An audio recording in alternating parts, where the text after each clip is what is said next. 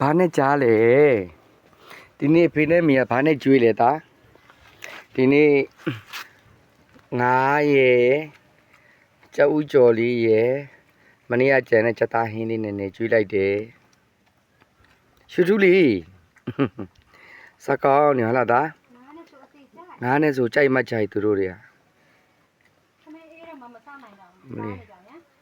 ထမင်းပူပူကြီးနဲ့စားပလိုက်မှာပဲစားအော်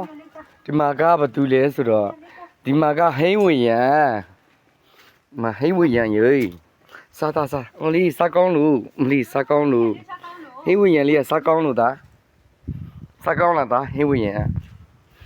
စားကောင်းတယ်အော်ထမင်းတော့ကုန်တော့မကျန်းဒီငါးနဲ့ဆိုတော့ဟလာသားအော်ကိုမွေးထားပြီးပြီဆိုတော့ချက်ရမှာပဲလေမွေးထားပြီးရင်ကျွေးရမယ်ကျွေးတာတော့မှရှယ်မှကျွေးတာနော်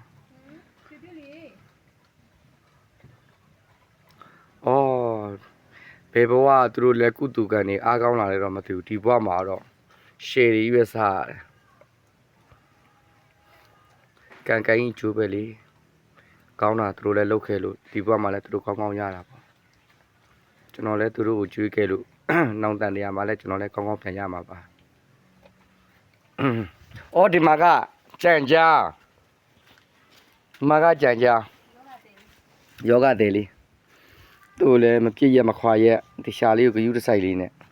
စားကောင်းလို့သားဩစားကောင်းလို့ငါးနဲ့ဆိုကြိုက်မှကြိုက်ဟဲ့လားငါးရဲ့ကြက်ဥကျော်လေးရဲ့မနေ့ကကြံတဲ့ချက်သားဟင်းလေးရဲ့ဒီနေ့သူတို့အတွက်ဟိုကတော့ခြံနဲ့ပါဝါလို့ချာလီယာ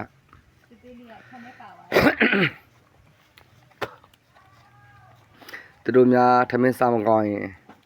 ကိုယ်လည်းစိတ်မကောင်းအားမလို့သူတို့စားကောင်းတောက်ကောင်းလေးတွေစားရအောင်ဆိုပြီးတော့ဒီနေ့ငါးလေးကိုများလေးစီရီရက်ဝယ်လာပြီးချက်လိုက်တယ်ချက်သားဆိုစီပြန်နဲ့မကြိုက်ဘူး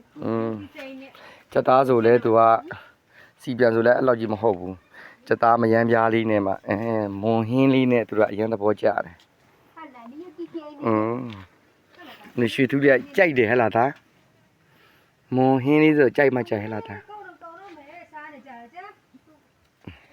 သူတို့ကငါးဟင်းဆိုသူတို့ကငါမယမ်းပြားနဲ့မှနော်စားငါမယမ်းပြားဟင်းလေးမွန်ရိုးရဟင်းဆိုတော့စားကောင်းတော့โอเคဒီလောက်ပါပဲပြောလိုက်ပါအောင်ဒါပြောလဲ